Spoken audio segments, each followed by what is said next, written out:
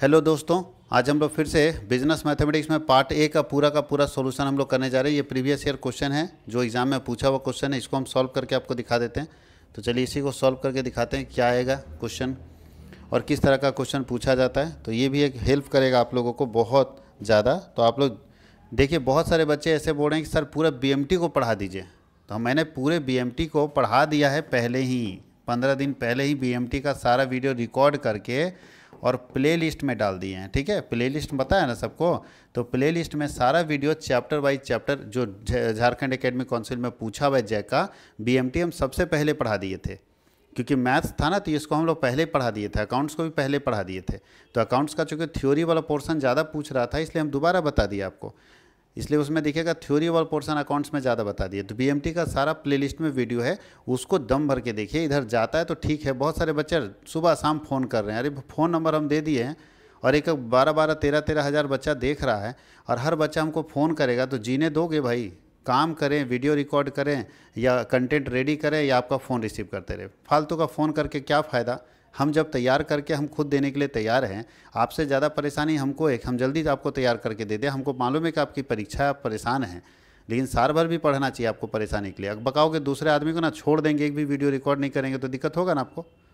इसलिए देखते हैं दिन भर में 50 से 70 से 80 फ़ोन आता है और वो भी धमकी बोला कब डाल रहे हैं सर बीएमटी का वीडियो पर, तुम्हारा कर्जा खाएँ हम, धमकाता है सब कि कब डाल रहे हैं। थोड़ा तरीका होना चाहिए। क्या ज़रूरत है फ़ोन करने का? हम वीडियो डालेंगे, थोड़ा पेशेंस रखिए, वेट कीजिए। हम वीडियो डालेंगे, थोड़ा समय तो दो रिकॉर्ड करने के लिए। दूसरा का भी समय इंपॉर्टेंट है। आपका परीक्षा है, हमारा परीक्षा थोड़ी है, हमको भी कुछ और काम है ना। इसलिए रिक्वेस्ट है सारे बच्चों से, फ़ोन कॉल ना करें। प्लेलिस्ट में सारा वीडियो डाला हुआ है चैप्टर वाइज, जाके पहले उसको देखिए, चैप्टर वाइज देखिए, उससे बाहर क्वेश्चन नहीं जाएगा। उसके अलावा हम एक्स्ट्रा आपको करके दे रहे हैं, वो भी आपको मदद करेगा। ठीक है, चलिए तो हम लोग अब इसका आंसर करके देते हैं। कुछ बच्चा इसका पीडीएफ मांगता है, बताओ इसका पीडीएफ कैसे दे देंगे? सॉल्व करके हाथ से लेके पीडीएफ बना के दे दें? कोई बात हुआ? कॉमन सेंस है कि नहीं? 70 के और 100 का अगर एपी में है तो के का वैल्यू पूछ रहा है, तो एपी में कैसे निकालते हैं? तो बताइए, एपी में हम लोग जब डी निकालते हैं तो होता है T2 माइनस T1 बराबर T3 माइनस T2। तो बताइए T2 मतलब सेकेंड टर्म, यह है T1, यह है T2। पहला वाला को हम लोग T1 बोलते हैं, इसको T2 बोलते हैं, इसको T3 बोलते हैं। तो बताइए दूसरा में T2 है तो K माइनस 70 बराबर 100 माइनस के, सॉरी T3 है ना, हाँ 100 माइनस के। तो के को इधर कर देते हैं, तो के इधर प्लस में है और ये वाला माइनस वाला इधर आएगा तो प्लस हो जाएगा, और 100 इधर प्लस में और ये माइनस वाला इधर जाएगा तो प्लस हो जाएगा 70। तो 2k बराबर 170, तो के बराबर क्या हो जाएगा 170/2। तो के बराबर हो जाएगा 8 दूनी 16, 85। के बराबर क्या हो जाएगा 85। याद रखिएगा इस चीज़ को। तो के का वैल्यू निकल गया। फर्स्ट क्वेश्चन आप लोगों का बन गया। ठीक है, वीडियो को पॉज करके लिख लीजिएगा, वीडियो को रोक के लिख लीजिएगा, ये सब पीडीएफ कहीं मिलेगा नहीं आपको। तो चलिए हम लोग आगे बढ़ें। इतना दिन में तो आप वीडियो को रोक के लिख ही लीजिएगा। अब देखो यहाँ क्वेश्चन बोल रहा है कि एचपी में अगर है, ये एक सीरीज है एचपी में 1/10, 1/8, 1/6 इस तरह से एचपी में है, तो उसका 5वां पद निकालने बोल रहा है। तो आपको मालूम है कि एचपी का कोई फार्मूला नहीं होता है, तो इसको सबसे पहले एपी में लाना पड़ेगा। तो एपी में लाएंगे तो क्या होगा? लिखा है 1/10, 1/8, 1/6 R इन HP। तो जब इसको हम AP में लाएंगे तो पलट जाएगा ना, तो होगा 10, 8, 6 ... R इन AP। अब AP में इसका 5th टर्म निकालिए, तो T5 बराबर क्या होगा? A plus 5 minus 1 into D. अब A बराबर हमारे पास 10 है, प्लस 4 इंटू डी बराबर होता है डिफरेंस, तो -2 है। देखिए डिफरेंस समय घटते क्रम में ना, तो -2 कितना हो जाएगा 10 प्लस माइनस माइनस 8, आंसर आता है 2। इसका मतलब 2 ये AP में है, याद रखिएगा। तो अगर HP में इसका आंसर निकालेंगे तो HP में कितना हो जाएगा 1/2 हो जाएगा, पलट देते हैं ना। तो 2 हमारे AP में है, याद रखिएगा ये AP में आंसर निकला है, क्योंकि HP का अपना कोई फार्मूला नहीं है। HP अपना कोई फार्मूला निकाल ही नहीं पाया। HP अपना फार्मूला नहीं रखा है, तो AP से उधार लेके बनाता है। तो AP से आंसर निकालेंगे, फिर पलट देंगे। तो सबसे पहले HP से AP में बदले, HP से AP के लिए कुछ नहीं करना, पलट देना है। तो HP से पलट के AP में निकाले, फिर AP में आंसर निकाले, फिर पलट के HP में कर दिए। तो 1/2 यानी दूसरा ऑप्शन हमारा क्या होगा? सॉरी, पहला ऑप्शन A नंबर हमारा क्या होगा? सही होगा। चलते हैं नेक्स्ट क्वेश्चन की तरफ। नेक्स्ट क्वेश्चन हम लोग बनाते हैं, देखते हैं नेक्स्ट क्वेश्चन में क्या है। एन टर्म, AP का TN टर्म क्या होता है? अभी फॉर्मूला लिख चुके थे। TN बराबर क्या फॉर्मूला होता है? A plus N-1 into D, यही होता है ना। और SN का फॉर्मूला क्या होता है? SN का होता है N/2 into 2A plus n minus one into D, और एस एन का एक और फॉर्मूला है n/2 इंटू ए प्लस टी एन। ठीक है, तो वैसे यहाँ टी एन का फॉर्मूला पूछ रहा है तो बी ऑप्शन सही होगा। टी एन का फॉर्मूला है A plus N minus one into D, याद रखिएगा A plus N minus one into D. चलते हैं नेक्स्ट क्वेश्चन की तरफ। 10p2 का वैल्यू कितना आएगा, परमुटेशन आ गया तो ध्यान रखिएगा परमुटेशन का फॉर्मूला आपको बताए थे। 10p2 का वैल्यू कितना होगा, तो इसको हम लोग बोलते हैं 10 का फैक्टोरियल बटा 10 माइनस 2 का फैक्टोरियल। तो 10 का फैक्टोरियल कितना होगा, तो 10 का फैक्टोरियल बटा 8 का फैक्टोरियल, ये फैक्टोरियल का साइन है तो होगा 10 का फैक्टोरियल 10 इंटू 9 इंटू 8 का फैक्टोरियल और बटा हो जाएगा 8 का फैक्टोरियल। तो 8 का फैक्टोरियल 8 का फैक्टोरियल कटा तो ये हो जाएगा 90 आंसर। इसका आंसर 90 होगा। 90 अगर है अपने पास तो 90 हमारा सही जवाब होगा।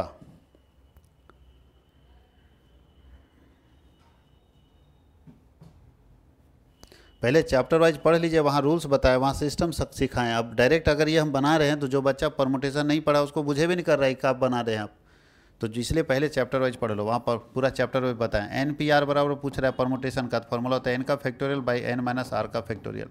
देखिए ये फॉर्मूला जहाँ भी होगा वही आपका आंसर होगा। ये एन का फैक्टोरियल आर माइनस एन होगा नहीं, ये नहीं होगा। ये जानते हैं एन सी आर का फॉर्मूला है, ठीक है, ये एन पी आर का फॉर्मूला ये है। एन पी आर का होगा एन का फैक्टोरियल और एन माइनस आर का फैक्टोरियल। तो ऑप्शन सी इसका सही है, ठीक है, ऑप्शन सी इसका सही है। जो बच्चे, फिर से रिपीट कर रहे हैं, जो बच्चे चैप्टर को समझे ही नहीं, बहुत बच्चा ऐसा है जो पढ़ा ही नहीं कुछ, तो कुछ नहीं पढ़े भाई, तो प्लेलिस्ट में जाके चैप्टर वाइज चैप्टर कॉन्सेप्ट के साथ सिखाएं। एक एक चैप्टर को, जैसे परमुटेशन कॉम्बिनेशन ये क्या होता है, कैसे फार्मूला डेवलप होता है, सब बताएं। तो जाके पहले उसको देख लो, उसके बाद ये देखोगे तो अच्छा लगेगा, ठीक है। डायरेक्ट देखोगे तो समझ ही नहीं आएगा क्या लिख रहे हैं आप। 10c6 बराबर क्या होगा, तो कॉम्बिनेशन का फार्मूला है तो क्या होगा 10c6, तो 10 का फैक्टोरियल बटा 6 का फैक्टोरियल का होता है n का फैक्टोरियल r का फैक्टोरियल और नीचे होता है n माइनस r का फैक्टोरियल, तो 10 माइनस 6 का फैक्टोरियल। तो होगा 10 का factorial 10 into 9 into 8 into 7 into 6 का फैक्टोरियल में रोक दीजिए और नीचे आ जाता है 6 का फैक्टोरियल और 10 में 6 जाएगा तो 4 का फैक्टोरियल को तोड़ दीजिए। 4 गुने 3 गुने 2 गुने 1, तो 6 का फैक्टोरियल, 6 का फैक्टोरियल कटेगा, 4 को 2 से काटेंगे, 4 दूनी 8 होता है तो 8 काट दीजिए डायरेक्ट ये दोनों को, और 3 से 3 बार में काट दीजिए। कितना आता है बताइए, 7 या 21 और 10, 210 आता है। 210, 210 किधर है, ए ऑप्शन में 210 है। इसका हम लोगों का वैल्यू कितना आएगा 210।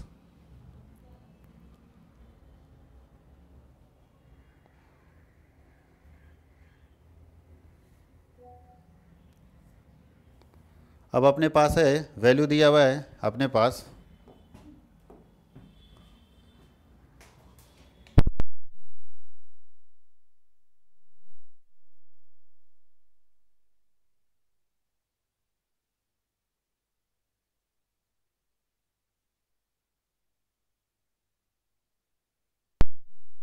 ये हमारा डिटर्मिनांट्स, इसको मैट्रिक्स नहीं बोलते डिटर्मिनांट्स। तो डिटर्मिनांट्स में ऐसे गुना करेंगे, फिर उसमें माइनस होगा ऐसे गुना करके। तो पहला को 5 को 1 से करेंगे, 5x माइनस 10 दूनी 20 बराबर 0।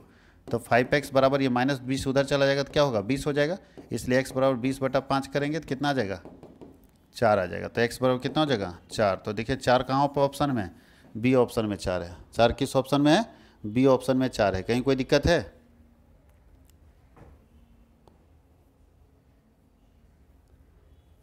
अब हम लोग बात कर लेते हैं यहाँ ए और बी का, बात कर लेते हैं ए और बी का। तो ध्यान रखिएगा ए बराबर अपने पास, बी बराबर अपने पास, तो ए प्लस बी कैसे निकालेंगे, तो दोनों को जोड़ देना है। ए प्लस बी निकालेंगे तो ए प्लस बी निकालने के लिए दोनों को क्या करना है, जोड़ देना है। कितना होगा 3 और 4 7 हो जाएगा, 1 और 7 8 हो जाएगा, 6 7 और 5 12 हो जाएगा, 6 और 2 8 हो जाएगा। यानी पहला को पहले से जोड़ना है, दूसरे को दूसरा जोड़ना है, तो सब जोड़ के निकाल दीजिए। तो देखिए 7 8 12 8 कहाँ पे है, 7 8 12 8, डी ऑप्शन सही है। जब हम लोग जोड़ेंगे तो दोनों को, यानी ए मैट्रिक्स और बी मैट्रिक्स दोनों को हम लोग क्या करेंगे आपस में जोड़ देंगे।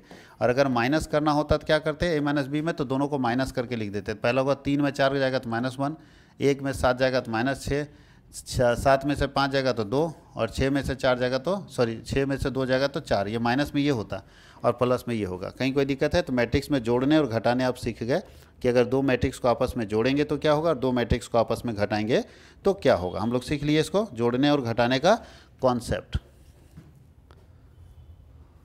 अब देखो यहाँ 5a पूछ रहा है, ये भी मैट्रिक्स का क्वेश्चन है।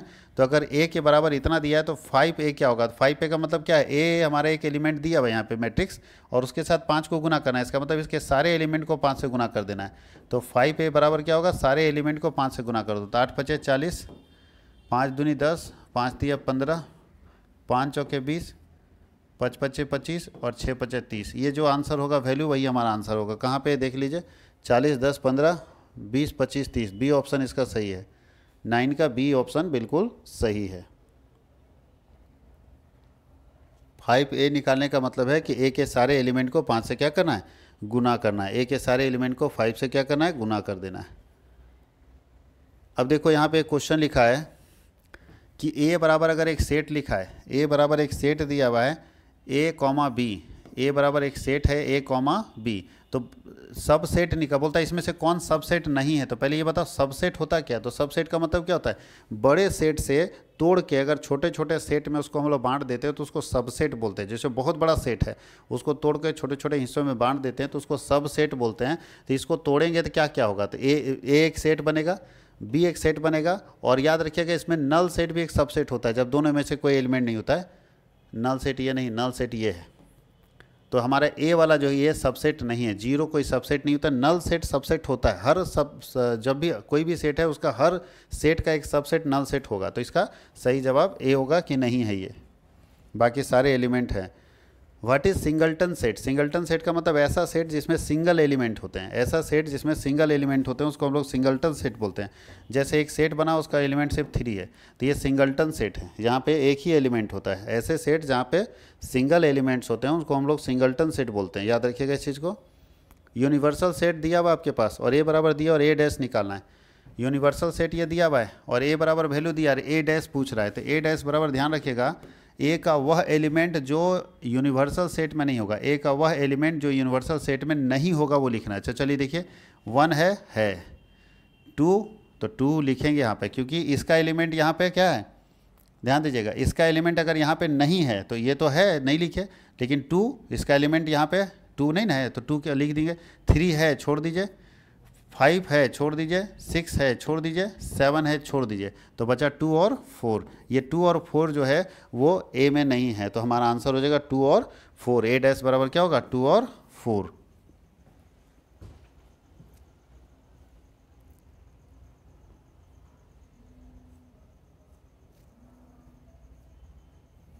अब आपको डिफरेंशिएशन का कॉन्सेप्ट दिया हुआ है, डिफरेंशिएशन का क्वेश्चन पूछ रहा है। तो डिफरेंशिएशन का क्वेश्चन में क्या आएगा बताइए? बोलता है the differential coefficient of 3x power 4। तो बताइए डेफिनेशन निकालिए। तो इसका डेफिनेशन जब निकालते हैं dy/dx बराबर, तो इसका होता है 3 इंटू डेफिनेशन करेंगे x पावर 4 का dx में क्या आ जाएगा? 3 इंटू, ध्यान रखिएगा पावर जाता है गुना में और पावर में 1 घटता है, तो पावर में 4 में 1 घट जाएगा तो 12x पावर क्यू हो जाएगा। 12x क्यू हो जाएगा इसका। 12x क्यू किधर है? तो 12x क्यू हमारा सी ऑप्शन में। 12x क्यू कहाँ पे है? सी ऑप्शन में 12x क्यू है। कहीं कोई दिक्कत है?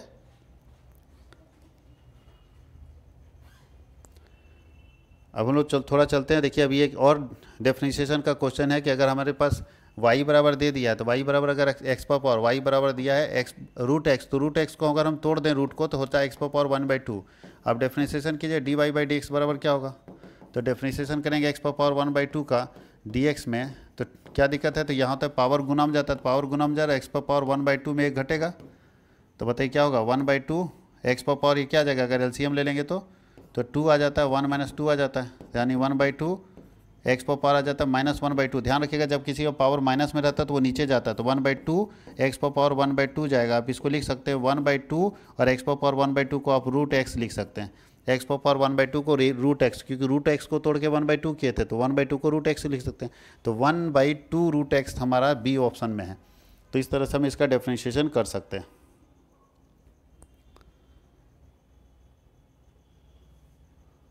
इसका डिफरेंशिएशन इस तरह से कर सकते हैं, ठीक है। अब इंटीग्रेशन करना है, तो इंटीग्रेशन का साइन आपके पास दिया हुआ है, इंटीग्रेट करना है इसको, ठीक है। तो बोलता है इंटीग्रेशन 4x³ dx में, तो 4x³ का dx में करेंगे तो 4 को बाहर करना है, इंटीग्रेशन करना है x³ का dx में। ध्यान रखिएगा, 4 बाहर जाएगा। एक डेफिनेट इंटीग्रेशन करने के लिए क्या करना पड़ता है, पावर में एक जोड़ना पड़ता है, जो ऊपर में रहता है उसी को नीचे करना पड़ता है। तो 3 + 1 तो 4 इंटू यहाँ x पावर 4 और बाई 4 हो जाएगा, तो कट जाएगा नहीं ये, तो ये हो जाएगा। जैसे इंटीग्रेशन का साइन हटता है, ये वाला साइन जैसे हटता है, यहाँ तो k या तो c कांस्टेंट लगाना पड़ता है, या तो k लगाइए या तो c लगाइए। तो हमारा आंसर आएगा x पावर 4 + k या c लगा सकते हैं, तो x power 4 + c, x power 4 + c। आप k और c दोनों में से कोई भी एक लगा सकते हैं। बोलता है अर्थमेटिक मीन निकालिए, तो कोई भी बता देगा इसका मीन। इसका मीन निकालने के लिए क्या करना होगा, सबको जोड़ना होगा और जितनी संख्या दी उससे भाग दे देना होगा। तो जोड़िए, 1 2 3 4 5 से भागा देना है। तो ध्यान दीजिएगा, -6 और 16 10 बचेगा, 10 और 2 12, 12 और 0 12, 12 में -2 होगा तो कितना बचेगा, 10/5 करेंगे तो आंसर 2 ही हो जाएगा। प्लस माइनस करके निकालेंगे तो आंसर कितना हो जाएगा, 2। देख लीजिए, सबको जोड़ना है और जितनी संख्या उससे भाग दे देना है, समांतर माध्य क्या होगा, निकल जाएगा। सबको जोड़ना है, जितनी संख्या उससे भाग दे देना है, तो समांतर माध्य क्या होगा, निकल जाएगा, अर्थमेटिक मीन निकल जाएगा।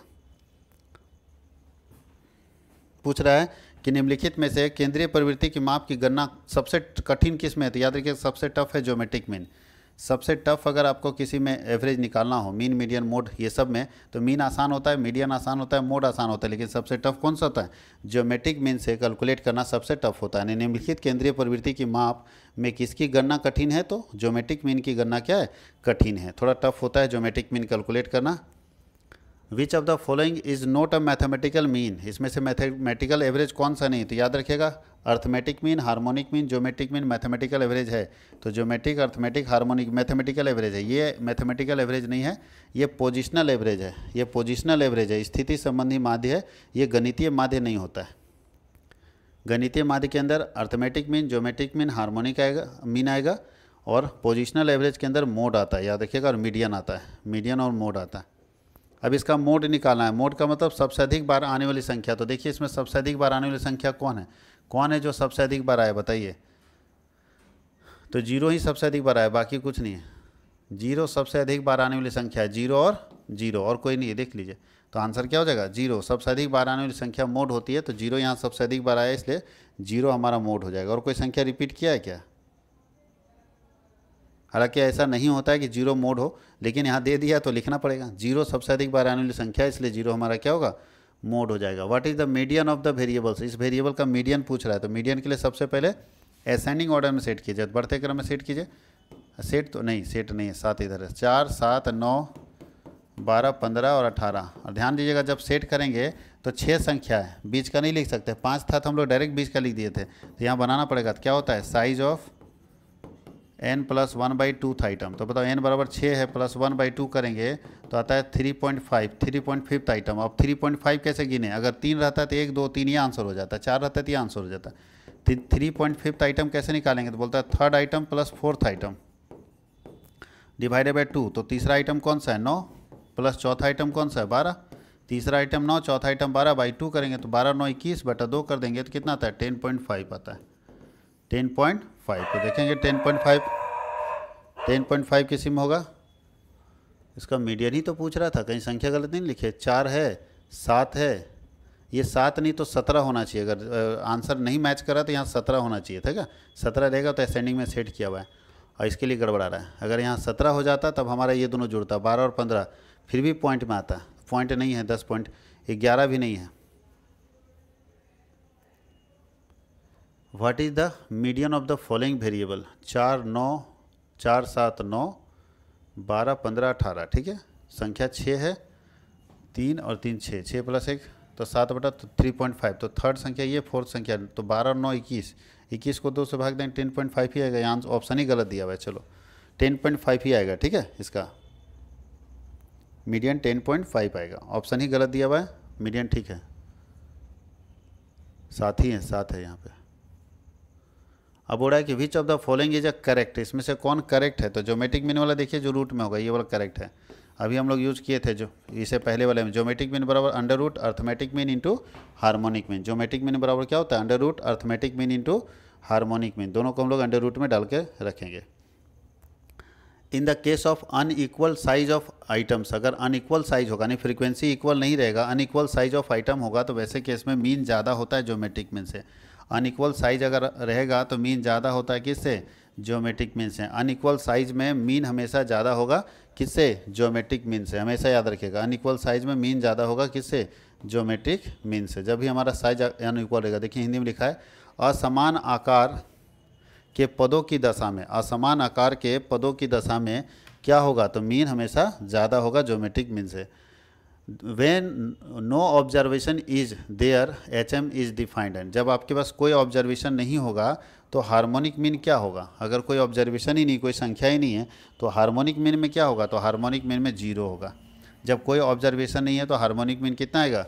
0 आ जाएगा। अब बताओ y बराबर, ये ट्रेंड पढ़े होंगे टाइम सीरीज में, तो ट्रेंड ये है y बराबर क्या होता है? T इंटू एस इंटू सी इंटू आई। याद रखिएगा T इंटू एस इंटू सी इंटू आई, तीनों गुना में चला जाएगा y का trend. The most important factor causing seasonal variation, seasonal variation को मतलब जो मौसमी परिवर्तन को मेजर करने वाला, मौसमी परिवर्तन के होने का सबसे महत्वपूर्ण कारक कौन है? मौसमी परिवर्तन होने का सबसे महत्वपूर्ण कारक है A नंबर, वेदर और सोशल कस्टम्स। ये मौसमी परिवर्तन का सबसे बड़ा कारण है, वेदर और सोशल कस्टम्स, वेदर और social customs. The seasonal fluctuations are, seasonal fluctuations जो होता है वो पीरियोडिक भी होता है, रेगुलर भी होता है। यानी एक पीरियड के बाद आता है, रेगुलर आता है, पीरियोडिक भी होता है और रेगुलर भी होता है। अब वो रहा है कि 52 कार्ड जो हमारे पास 52 पत्तों की ताश की गड्डी होती है, उसमें से एक पत्ता अगर खींचा जाता है तो इसकी क्या प्रायिकता है कि वो फेस कार्ड होगा या स्पेड कार्ड होगा? ठीक है, फेस कार्ड कितना होता है बताइए? तो फेस कार्ड 3 को होता है, एक क्वीन का होता है, एक किंग का होता है और एक गुलाम का होता है। ये JQK, ये 3 फेस कार्ड होता है, याद रखिएगा। तो 3 फेस कार्ड है, मतलब 12 कार्ड 12 कार्ड 12 कार्ड, 12 बटा नहीं 4 कार्ड होता है फेस का। 4 को ना गुलाम होगा जी, 4 4 4। तो इसका पॉबिलिटी अगर हम देखें, PF कर देते हैं, probability of face card, face card का पॉबिलिटी देखें तो 12/52, ठीक है। और उसके बाद बोला स्पेड कार्ड, स्पेड मतलब वो चीड़ी वाला कार्ड जो ऐसे बना रहता है, तो चीड़ी वाला कार्ड कितना होगा? ये भी 13 होता है, याद रखिएगा 13 13 ना कार्ड होता है। किसी भी ताश के गड्डी में से एक कार्ड का जो इस तरह का जो पिक्चर बना हुआ 13 होगा, तो एक पिक्चर हमेशा 13 होगा, 13 चौके 52 होता है, 4 को पिक्चर रहता है, तो उसका प्रोबेबिलिटी क्या होगा? तो प्रोबेबिलिटी ऑफ स्पेड का अगर हम बात करें तो 13/52, 13 में से कोई भी हो सकता है। अब ध्यान दीजिए, जब हम फाइनल प्रोबेबिलिटी की बात करेंगे तो क्या होता है? 12/52 प्लस 13/52 और उसमें माइनस करेंगे 3/52। क्यों 3/52 बताइए? क्योंकि बताइए, जब हम मान लीजिए चीड़ी की बात कर लेते हैं, ये है हमारा स्पेड कार्ड, तो याद रखिएगा इसका गुलाम भी तो होगा, इसका क्वीन भी तो होगा, इसका किंग भी तो होगा। ऐसा थोड़ी कि इसका किंग नहीं होगा। तो जब किंग, क्वीन और गुलाम को ऑलरेडी हम यहाँ जोड़ लिए हैं तो दोबारा तो नहीं ना जोड़ेंगे। इसका मतलब ये 3 कार्ड, गुलाम, किंग, क्वीन और किंग जो इस साइज कलर का होगा, तो ऑलरेडी ये कलर जोड़ दिया गया और वहाँ भी जोड़ दिया गया। तो जब हम सारा किंग को ले रहे हैं तो चारों किंग ना इसमें आ जा रहा है, तो इसमें ये वाला भी तो आ जा रहा है। इसका मतलब 3 कार्ड हमारा एक्स्ट्रा इसमें जुड़ा हुआ है, तो 3 कार्ड माइनस कर देंगे। तो बताइए 13 में 3 जाएगा तो 10, 10 और 22, 12 कितना होता है? 22/52 काटते हैं तो 11 दूनी 22 और 26 दूनी 52, तो 11/26 हमारा सही जवाब होगा। 11/26 क्या होगा? सही जवाब होगा।